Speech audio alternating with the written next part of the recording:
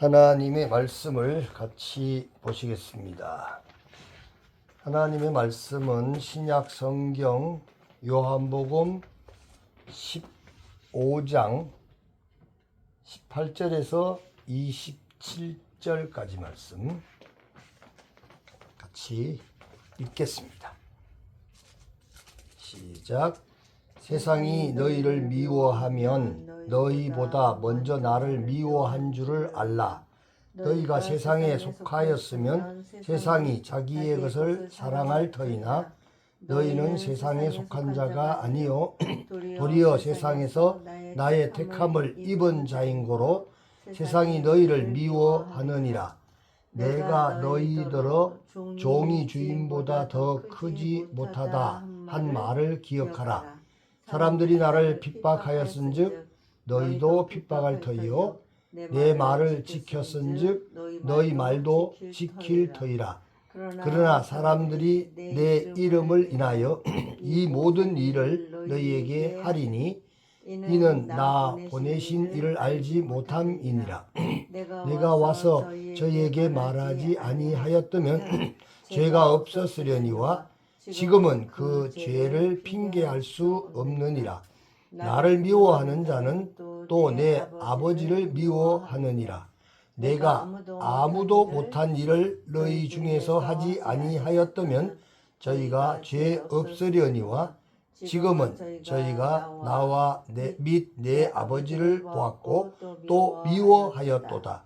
그러나 이는 저희 율법에 기록된 바 저희가 연고 없이 나를 미워하였다 한 말을 응하게 하려 함이니라. 내가 아버지께로서 너희에게 보낼 보혜사 곧 아버지께로서 나오시는 진리의 성령이 오실 때에 그가 나를 증거하실 것이요 너희도 처음부터 나와 함께 있었으므로 증거하느니라. 아멘. 아멘. 오늘은 요한복음 15장 18절에서 27절까지 10절 15장의 후반부가 되겠습니다. 자, 오늘 이 내용은 우리가 개괄적으로 살펴보면 15장이 교훈을 통해서 위로하시고 아버지께로 가시는 그런 준비 과정이죠. 우리가 앞에서 포도원 비유를 17절까지 기록했는데 예수님과 아버지와의 관계를 비유로 교훈하시면서 예수님과 제자들과의 관계를 비유로 교훈하셨고 예수님과 아버지와 제자들과의 관계를 교훈하셨고 서로 사랑하라는 계명으로 제자들을 교훈하셨습니다.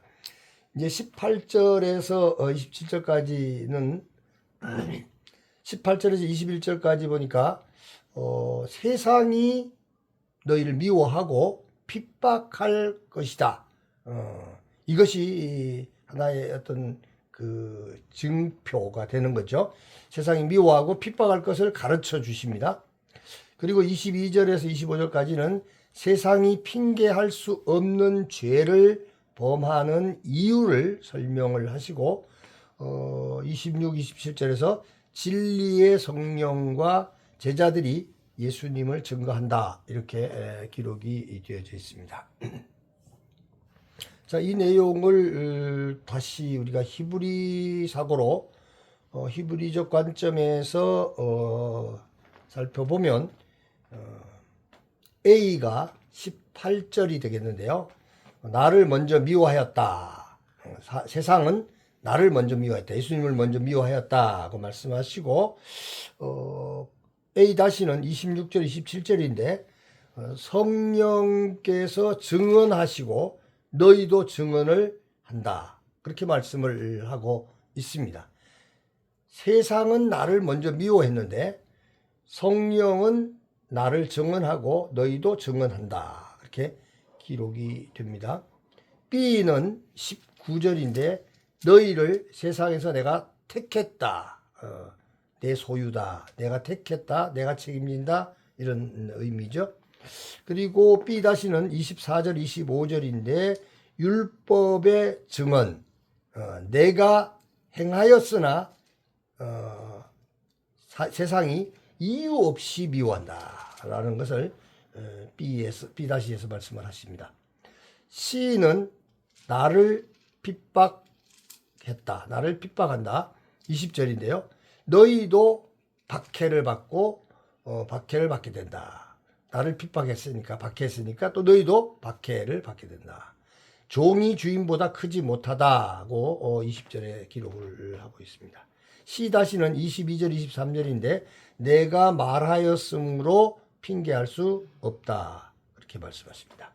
그리고 이제 중심이 되는 D는 21절인데요. 내 이름 때문이며 나를 보내신 이를 그들이 알지 못하기 때문이다 라는 것으로 중심이 되어 있습니다. 자, 이렇게 되어 있는 그 15장의 후반부 내용을 가지고 미움에서 증언으로, 미움에서 증언으로라는 제목으로 말씀을 우리가 한번 상고해 보기를 원합니다. 자, 첫 번째로 성경의 계시는 창세기의 시작과 계시록의 마지막으로 완성되었습니다. 하나님의 계시는 이 성경 전체가 바로 완성품이라는 것이죠. 그러므로 교회와 성도는 완성된 계시의 눈으로 성경을 읽어야 할 줄 믿습니다.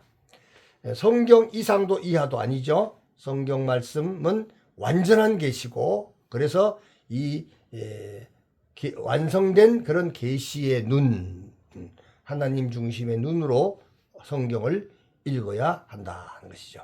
즉 다시 말해서 성경을 우리가 읽을 때에 통전적이고 통합적이고 통섭적인 그런 이 삼통의 사고를 가지고 읽어야 한다는 거죠. 그래서 참 인간은 한계적이죠. 굉장히 편협적입니다. 편협적이라서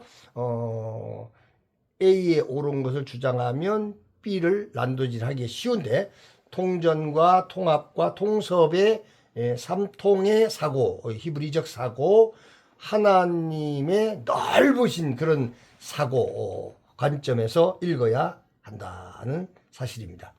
성경 어느 부분이든지 창세기부터 계시록까지 관통된 하나의 완성된 통으로 읽어야 한다는 사실입니다.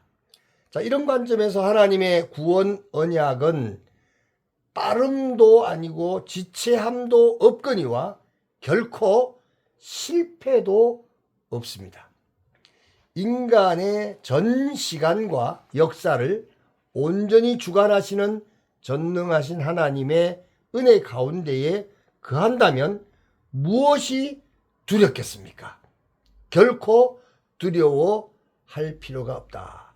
세상은 참 두려움의 연속인데, 지금 예수님이 세상에서 사역을 하시다가 이제 죽음을 통해서 떠나셔야 되는 시점이 왔기 때문에 제자들에게 있어서는 스승을 시간과 공간 속에서 떠나보내야 되니까, 옆에 없게 되니까 얼마나 두렵겠습니까? 예수님이 계실 때에 예수님이 중심이 되어서 많은 박해와 피해를 고난을 당하셨는데, 이제 예수님 떠나고 나면 그 박해와 고난이 결국 제자들에게 돌아올 수 있죠. 그러니까 사실 이 시점이 굉장히 두렵고 불안한 그런 시간이고 그런 환경이죠. 이런 가운데에서 하나님께서, 예수님께서 바로 이 말씀을 통해서 인간의 모든 시간과 역사를 완전하게 주관하시는 전능하신 하나님의 은혜, 하나님의 주권 가운데에 거하기만 하면 무엇이든지 두렵지 않다는 사실을 말씀하고 있는 것이죠. 확신을 가져야 되는 거죠. 자, 두 번째로 요한복음의 계시도 역시 태초부터 시작을 했습니다. 하고 있습니다. 조금 더 흔들림이 없는 하나님의 구원 언약 계시, 완전한 구원 언약 계시이다는 것입니다. 이 15장은 나는 참 포도나무라는 예수님의 자기 선언을 선포하고 있는데, 이 선포 역시도 여호와 하나님의 자기 계시와 같은 것입니다. 이 선포는 생명은 붙어 있음에서 오고, 모든 생명은 생명의 본체에 붙어 있음으로부터 온다는 것이죠. 열매는 사랑으로서 드러난다는 것이었고, 그리고 하나님의 언약적인 사랑을 통해서 언약의 공동체가 함께, 주님과 함께, 하나님과 함께 호흡한다는 말씀입니다. 그런데 이어서 예수님께서는 그의 친구된 공동체에게 세상 속에서 환영받을 것이라고 말씀하지 않으시고, 도리어 미움이라는 단어를 쑥 꺼내셨습니다. 누구도 미움받는 것을 좋아할 사람이 있을까요? 어느 곳에서든지 미움을 받는다. 미움받지 않으려고 간신 노릇도 하고 별짓을 다 할 수 있죠, 인간은. 근데 예수님은 지금 갑자기 이 포도나무의 비유를 통해서 주님이 포도나무이신데 이 미움이라는 단어를 불쑥 이 공동체에게 꺼내 놓으셨습니다. 세상이 너희를 미워하면 너희보다 먼저 나를 미워한 줄을 알아라. 그러니까 나와 너희가 하나이기 때문에, 한 몸이기 때문에 너희가 혹시 미움을 받거든 바로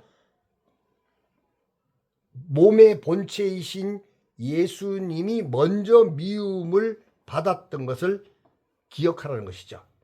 자, 이 말씀은 제자들이 세상을 대적하라는 말씀이 아닙니다. 싸우란 말이 아니에요. 대적하고 막 이렇게 갈등을 하라는 말이 아니죠. 세상에서 제자의 정체성, 제자들이 그들이 가져야 될 정체성을 선언하고 있는 것입니다. 제자는 주님의 길에서 벗어나 다른 길을 걷지 않고 주님이 받으셨던, 주님이 겪으셨던 것을 제자도 자연스럽게 받습니다. 왜냐하면 소속이 같기 때문이죠. 한 소속, 한 통속이 되어 있기 때문에 그런 일이 일어난다는 것이죠. 너희가 세상에 속하였으면 세상이 자기 것을 사랑할 것이나, 미워하지 않겠죠. 세상에 속했으면. 내가 너희를 세상에서 택하였기 때문에, 세상에서 뽑아냈기 때문에 세상은 이제 너희를 미워하느니라. 하나님의 선택을 받고 하나님의 자녀가 되었기 때문에 세상은 자기 백성이 아니고 자기 자녀가 아니기 때문에 예수님을 미워했다. 하나님 나라로부터 오신 예수님을 미워했던 것처럼 예수님께 선택받은 너희도 미워한다 라고 말씀하십니다. 여기에는 선택의 언어가 등장하는데, 교회라고 하는 것이 출발하는 것은 그냥 결단이 아닙니다. 내가 하나님의 자녀가 되겠다 결단해서 되는 게 아니죠. 내가 지금 김씨인데 갑자기 박씨, 부자 박씨를 나의 아버지로 고백하고 결단을 하면 제가 박씨 됩니까? 그리고 그 박씨 아저씨의 자식이 됩니까? 그건 안 돼요. 그러니까 교회의 출발도 막 결단하고 결심하고 그런다고 해서 성도가 되는 것도 아니고 교회의 공동체가 되는 것이 아니라 선택이기 때문입니다. 하나님의 선택을 받았느냐, 예수님의 선택을 받았느냐 못 받았느냐 하는 것이죠. 그래서 선택을 받았다는 것은 이제는 세상에 살고 있지만 너희가 세상에 속해 있지 않다는 거죠. 소속 자체가 대한민국에 살고 있지만 미국에 소속돼 있다, 뭐 중국에 소속돼 있다. 그 사람이 어디로부터 와서 어느 무엇을 위해서 사는가? 살기는 이 땅에 살지만 해야 될 임무는 바로 자기 나라, 예수님의 나라, 하나님의 나라 그곳에 있기 때문에 선택받았다는 것이죠. 주님이 우리를 세상 가운데서 불러내신 것이고, 불러내심은 격리가 아니라 중심, 사상의 소속의 변화인 것이죠. 예. 격리시키는 거 아니에요. 장소나 시간이나 뭐 이런 것을 따로 이렇게 분리시켜 놓는 거예요. 뭐 산에 들어가 가지고 집 짓고 따로 우리가 분리돼서 사는 거 아니에요. 그냥 이 세상에 똑같이 살아요. 똑같이 직장 다니고 똑같이 밥 먹고 똑같이 사람들과 운동하고 똑같이 세상 사람들하고 장 보고 다 모든 일은 다 똑같이 이렇게 하고 있어요. 그런데 중심에 우리는 어디에 속한 사람이에요? 미국에서 파송된 사람은 똑같이 이 땅에서 차 가지고 살고 뭐 다 이렇게 할 일 살지만, 미국에서 보냄을 받은 사람은 미국의 이익을 위해서, 미국의 뜻을 위해서 이렇게 사는 것처럼 마찬가지로 우리는 예수님의 선택을 받았기 때문에 우리는 소속 자체가 뭘로 보냐면 세상에 소속된 게 아니고, 세상이라는 직장에 소속된 게 아니고, 우리는 하나님 나라의 소속입니다. 하나님 나라의 백성이고 하나님의 자녀라고 하는 그 소속이 확실해졌죠. 이 세상은 하나님이 창조하신 세상이지만 지금 예수님이 말씀하시는 세상은 하나님을 배제한, 하나님을 버린, 하나님을 없애버리는, 없이 스스로 서 있으려고 하는 질서 속에 있는 게 바로 세상이라는 뜻입니다. 의미가 하나님이 지으신 세상의 개념에서 벗어나서 하나님을 배제하려고 하는, 하나님 없이 지들 마음대로 자기들 뜻대로 살고 싶어 하는 것이 바로 세상이다. 근데 우리가 예수님께서 우리를 선택했다는 말은 이제는 세상의 질서가 아니라 하나님의 질서, 하나님 나라의 질서로 우리를 불러내신 것이죠. 이 세상 질서 안에서는 종교도 존재할 수 있으며 율법도 읽고 하나님을 말할 수도 있습니다. 그러나 하나님이 보내신 이를 알아보지 못하면 그 질서는 이미 하나님과 어긋난 것입니다. 하나님과 관계가 단절된 것이죠. 이것이 교회가 세상에서 미움받는 근원인데, 나를 보내신 이를 알지 못함이라. 예수님을 보내신 분 하나님을 알지 못한다는 것은 그 집 식구가 아니라는 거죠. 그 집 식구면 모를래야 모를 수가 있을까요? 모를 수가 없잖아요. 그죠? 그 집 식구니까 뭐 아무리 세상이 모르게 해도 모를 수가 없는 거예요. 왜냐하면 그 집 식구들은 그 집 식구들끼리만의 느낌과 이 소통이 있어요. 그들만의 가지고 있는 카톡방이 따로 있단 말이죠. 소통하는 길이 따로 있어요. 성령으로 말미암아, 말씀으로 말미암아 이루어지는 이것이 이 소통되는 것이죠. 그래서 우리는 하나님을 압니다. 하나님을 알고 하나님을 믿습니다. 예수님을 알고 예수님을 믿습니다. 그런데 세상은 어떻습니까? 하나님과 격리되어 있기 때문에 하나님과 모든 무선 체제가 끊어진 거죠. 인터넷이 끊어져 있는 거고 카톡이 끊어져 있는 거고 전혀 소통이 되지 않습니다. 그렇기 때문에 전혀 영이 다른 것이죠. 그래서 그들은 나를 보내신 이를 알지 못한다. 예수 이름을 거절하는 것은 단순히 한 스승을 거절하는 일이 아니라 바로 하나님 아버지를 거절하는 일이기 때문입니다. 창조주 하나님을 거절하는 것이죠. 전능하신 분을 거절하는 거기 때문에 이것은 보통 문제가 아니라는 것이죠. 그리고 주님은 더 깊은 말씀을 하고 계십니다. 22절에 보니까 내가 와서 그들에게 말하지 아니하였더라면 죄가 없으려니와 내가 아무도 하지 못한 일을 그들 중에서 하지 아니하였더라면 죄가 없으려니와 24절에 또 그렇게 얘기를 하죠. 두 번이나 반복하는 거죠. 자, 예수님은 지금 십자가를 지러 오신 것이죠. 십자가를 지는 것은 아무도 하지 않았던 것이고 아무도 그것이 무슨 의미인지를 모르는 거죠. 예수님이 무슨 정치범이 되어가지고 지금 예수님이 죽는 것처럼 그렇게 착각을 하고 있는데, 예수님은 바로 자기 백성들을 구원하고 자기 백성들로 하여금 자기를 믿게 하기 위해서 이 땅에 오신 것이죠. 세상에 누구도 하지 못한 일을 예수님께서 오셔서 하심으로 말미암아 죄가 뭔가, 우리는 죄를 우리 사람들이 말하는 죄라는 뭡니까? 윤리 도덕적이고 양심적인 거죠. 양심을 어긴 거, 이런 것들 가지고 우리가 죄라 이렇게 표현합니다. 근데 큰 죄 짓고도 당당히 사는 인간이 있고, 아주 사소한 죄를 짓고도 그냥 불안해 가지고 그냥 벌벌 떨면서 숨어서 남 눈치 보면서 사는 그런 사람도 있죠. 그런데 성경이 말하는, 예수님이 말하는, 하나님 나라에서 말하는 죄는, 그런 것들은 사실은 세상이 말하는 죄이지, 하나님 나라에서는 그것 자체를 죄의 개념으로 얘기하지 않습니다. 물론 그것도 그때그때 씻어야 될 일이고 고쳐야 될 일들이지만, 그러나 근본적인 죄 뭡니까? 하나님을 모르는 거죠. 하나님을 전능하신 분, 창조주, 나를 만드신 분, 심판하시는 분, 그걸 모르는 거예요. 모르니까 어떻습니까? 안 믿죠. 관심도 없고, 심지어는 도리어 세상은 그런 그 하나님 나라의 선의 기준, 예수님을 믿어야 구원을 받는 선의 기준을 너무 싫어하기 때문에 도리어 예수님을 미워하고, 또 예수님을 믿는 제자들을 다 미워하는 그런 형태로 나타나는 것이죠. 여기서 말하는 죄는 일반적인 도덕적인 허물의 차원이 아니라 언약 계시를, 하나님이 주신 언약 계시가 뭡니까? 내가 너희를 구원하겠다. 예수를 믿으면, 내 아들이 희생할 때에 그 피값을 믿으면 내가 너희들 구원하겠다. 믿음을 통해서 선물로 구원해 주겠다라고 하는 이 언약 계시, 구원의 계시를 거부하는 죄인 것입니다.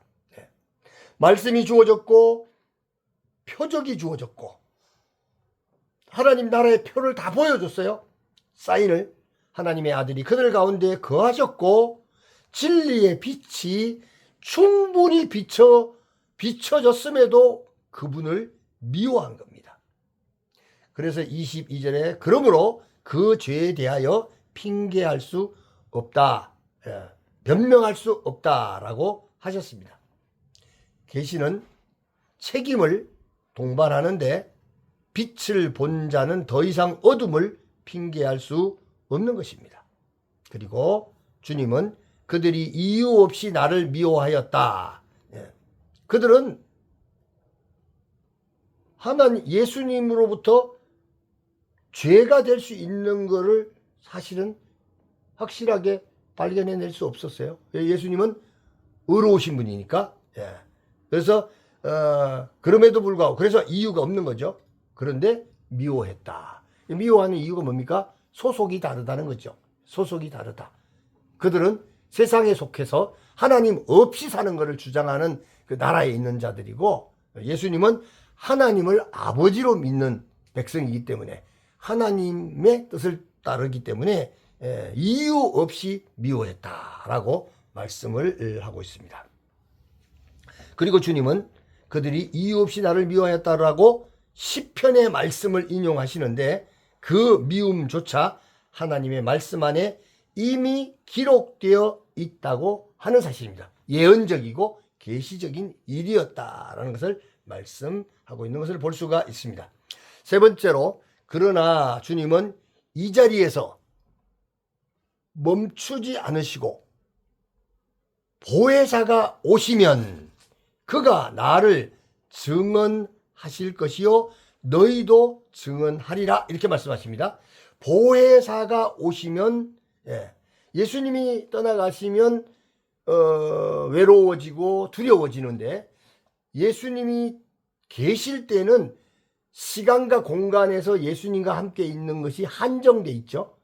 그런데 예수님이 떠나가시고 이제 예수님과 동일한 하나님의 영, 보혜사가 오시면 그는 시간과 공간을 뛰어넘어서 항상 너희와 함께해요. 너희와 함께한다. 그러니까 더 염려하지 말라는 거, 더 걱정할 필요가 없다는 거죠. 안정감이 있는 거죠. 그래서 보혜사가 오시면 그가 예수님을 직접적으로 증언할 것이다. 그리고 너희도 증언할 것이다. 그래서 성령님께서 자기 백성들을 증언해 주실 것이고, 자기 백성들 또한 역시도 성령님을 증언하고 예수님을 또 증언할 수가 있는 것이죠. 미움이 마지막 말이 아니라 증언이 마지막 말로 선포되는 것입니다. 미움은 예수님이 받으셨던, 소속이 다른 예수님이 받으셨던 세상으로부터의 그 미움 상태였죠. 그런데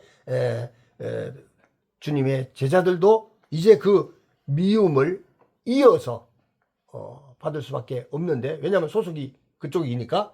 그런데 그것이 끝이 아니라 우리는 확실한 그 하나님 나라의 백성으로서 선택받았다는 사실을 우리가 확인할 수 있고 확신할 수 있기 때문에, 이제 우리는 성령의 증언, 성령이 우리에게 너는 내 것이다, 너는 하나님의 것이다 라는 증언을 받게 되고, 또 우리 또한 역시도 그 확신으로 증언자로 살 수가 있겠죠. 그래서 마지막 말로 이렇게 증언이라는 말을 표현하고 있습니다. 성령은 아버지께로부터 오셔서 아들을 증언하셨습니다. 아들 대신 예수님을 증언하시고, 제자들도 처음부터 예수님과 함께 있었기 때문에 동일한 증언을 한다고 하고 있습니다. 하늘의 증언과 땅의 증언, 하늘의 증언은 성령님이 오셔서 증언하시는 것이고, 땅의 증언은 예수님을 알고 예수님을 믿고 예수님의 영으로 성령에 사로잡혀 있는 땅에 있는 하나님의 백성들, 제자들이 유일하게 하나님 나라에 속했다는 표가 뭡니까? 증언자로 사는 것이죠. 예수님을 증언하는 것이죠. 예수님은 나의 구주시고, 예수님은 하나님 아버지와 함께 창조주이시고, 예수님은 하나님으로서 나의 죄를 위하여 죽어주시고 부활하셔서 영원한 생명을 우리에게 주셔서 우리 안에 주의 영으로 충만하다는 것을 우리가 늘 삶을 통해서, 또 입을 통해서, 말을 통해서 증언을 하는 것이죠. 그래서 하늘의 증언과 땅의 증언이 하나로 엮이는 것입니다. 여러분, 옳은 것과 옳은 것이 엮여지기 때문에 이 파워는, 땅의 것과 하늘의 것이 함께 묶여지면 그 파워는 누구도 꺾을 수가 없는 것이죠. 교회는 세상에서 사랑을 실천하지만 동시에 증언을 감당하는 공동체로서 세상의 반응이 우리의 사명을 결정하지 않습니다. 세상이 우리를 뭐라고 평가를 해도 거기에 흔들 필요가 없다는 거죠. 세상이 하나님의 나라, 하나님의 교회를 별의별 윤리, 도덕, 인간적으로 욕먹을 일이 많잖아요. 사람들의 공동체니까 여기도. 이제 그런 거에 대해서 흔들릴 필요가 없다는 거죠. 전혀 흔들 필요 없고, 그런 허물과 이런 것들이 연약함이 있을지라도, 우리는 꿋꿋이 해야 할 일이 뭡니까? 우리의 사명을 감당하는 겁니다. 사명을 감당하는 거. 그 사명이 뭡니까? 증언의 삶이죠. 증언자의 삶이다. 그래서 우리가 누구에게 속하였는지 잘 생각해 봐야 되죠. 우리가 세상에 속해져 있으면 무슨 증언을 해야 됩니까? 세상이 얼마나 좋은가? 세상에는 돈이 최고야. 세상에는 건강이 최고야. 세상에는 뭐가 최고야. 그리고 세상의 권력과 세상의 것을 자꾸만 증언을 해야 되겠죠. 거기에 세상적인 사명을 다하는 거죠. 그렇지만 우리가 예수님께 속하고 하나님께 속하고 하나님 나라에 속했기 때문에 우리는 하나님 나라의 증언자입니다. 믿습니까? 하나님 나라의 증언자. 돈을 가지고도 돈을 숭배하는 것이 아니라 돈을 사용하고 돈의 가치를 알지만 그걸 통해서 도리어 하나님 나라의 가치를 얘기를 하는 것이죠. 더 중요한 거, 거기에 대한 사명을 결정하는 것입니다. 세상이 우리를 미워할 수 있으나 그 미움은 우리가 잘못되었다는 증거가 아니라 사실은 지들이 더 잘못하고 있으니까. 거룩한 백성들이 뭐 거짓말할 수 있고 도둑질할 수 있고 뭐 참 잘못하는 거 있을 수 있죠. 그렇지만 그것 때문에 우리가 미워하는 거 아닙니다. 사실은 그것 때문이라면 비교해 보면 저들이 더 많은 도둑질을 하고 저들이 더 많은 불륜을 저지르고 더 많은 악을 행하고 있으면서 미워하고 있으면서도 살인하고 있으면서도 자기네들이 많이 살인하고 많이 도둑질한 거는 딱 숨겨가지고 있고 겉으로는 포장을 해서 선행을 한 거를 딱 포장해가지고 몇 천만 원 다 구제하고 뭐 어려운 사람 도와주고 이래가지고 자기들 선행했다 이걸로 덮어 씌우고 그리고 하나님의 백성들에게 자꾸 이렇게 비난하는 것은 작은 윤리도덕 가지고 하는 것 같지만 사실은 그런 눈에 보이는 윤리도덕적인 그런 것 때문에 미워하는 것이 아니고 그 미움은 우리가 잘못되었다는 증거가 아니라 도리어 우리가 다른 소속, 즉 하늘에 속해 있다는 증거, 예수님께 속해 있다는 증거로서 미워한다는 것이죠. 그런 미움을 받는 것이죠. 그리고 무엇보다도 중요한 것은 우리의 증언은 우리만의 증언이 아니라 우리의 증언 속에는 항상 누가 함께 하십니까? 성령께서 함께 하시는 거죠. 우리가 하나님의 나라를 위해서 사는 거, 하나님 나라의 증언자로 사는 거, 예수님을 증언하는 거, 이거는 내 힘으로 하는 게 아니죠. 성령이 먼저 증언하신 것이고 우리는 그 증언에 참여할 뿐입니다. 참여자로 함께 가는 것이죠. 한 소속이다 이런 의미를 갖고 있는 것입니다. 자, 마지막 네 번째입니다. 21절에 보니까 이 모든 일을 너희에게 행하리니 내 이름 때문이요 나를 보내신 이를 알지 못함이라. 여기서 모든 갈등의 중심이 드러나는데 우리가 세상에서 겪는 긴장과 거절을 당하는 것은 우리의 성격이나 방식 때문이 아니라 궁극적으로는 예수님의 이름을 우리가 갖고 있기 때문이에요. 예수님의 이름을 믿고 있고 예수님의 이름을 따르고 있고 예수님의 이름을 존귀히 여기고 있고 예수님의 이름을 위해서 살기 때문이죠. 그 이름은 단순한 호칭이 아니라 아버지의 보내심을 담고 있는 이름, 즉 하나님의 계시가 충만한 이름인 줄 믿으시기 바랍니다. 그러므로 그 이름을 거부하는 것은 곧 아버지를 알지 못하는 상태의 드러남이고 이 이름이 속해 있다면 이 이름 속에 속해 있다면 이 이름의 길을 함께 가야 될 줄 믿으시기 바랍니다. 예수님을 믿고 예수님의 이름 속에 우리가 한 식구가 되었다면 믿음의 공동체, 믿음의 식구죠. 우리는 어느 길을 갑니까? 바로 예수님이 가신 그 길, 예수님을 증언하고 성령님의 하시는 일에 함께 동반하는 증언자의 길을 함께 가야 한다는 것이죠. 그리고 이 이름은 결코 홀로 남지 않습니다. 보혜사가 오시면 그가 나를 증언할 것이요 너희도 증언하리라. 세상이 우리의 이름을 거절할 때 하늘은 우리의 이름을 증언하시는 줄 믿으시기 바랍니다. 하나님이 우리를 내 아들이다 라고 증언하시고 성령님께서 우리의 심령 속에서 너는 내 것이다 증언하시고 예수님이 친히 또한 증언하시고 우리에게 하나님의 음성을 듣는 증언의 확신이 있어야 되는 것이죠. 들려야 되죠. 그것이 교회는 세상과 다투는 존재가 아니라 그 이름을 하나님의 이름, 예수님의 이름, 성령님의 이름을 증언하기 위해 존재한다는 사실을 믿으시기 바랍니다. 그러므로 우리의 사명은 단순하고 명확합니다. 복잡하지 않습니다. 돈을 더 얼마나 벌어야 되는지, 얼마나 좋은 직장 가고, 얼마나 출세하고, 얼마나 세상에서 높은 자리에 앉고, 얼마나 그들목을 피우고, 얼마나 사람들한테 존중을 받고 이렇게 살아야 되는 그런 의미가 아닙니다. 그러면은 될 수도 있고 안 될 수도 있습니다. 그러나 우리의 사명은 증언자의 삶이 되었다는 것이 얼마나 단순한 일입니까? 예.